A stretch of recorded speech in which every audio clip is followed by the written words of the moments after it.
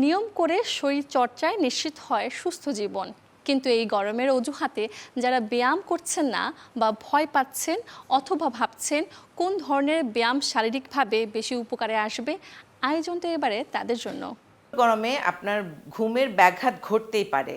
সেক্ষেত্রে যা করণীয় তা হলো ঘুমাতে যাওয়ার ১ ঘন্টা আগে আপনি হালকা ব্যায়াম করতে পারেন। যেমন ধরেন আপনি ৩০ সেকেন্ড করে ৩ বার প্ল্যাঙ্ক, ১০টি রেপস করে ৩ বার স্কোয়াট এবং ১০টি রেপস করে ১ বার লাঞ্জ করে ৫ থেকে ৭ মিনিট ঈষৎ গরম পানিতে আধা চামচ ইপসম সল্ট মিশিয়ে পা ভিজিয়ে রাখলে আপনার সারাদিনের ক্লান্তি দূর হতে পারে এবং সেই সাথে আপনার গভীর ঘুমেরও সহায়ক হতে পারে।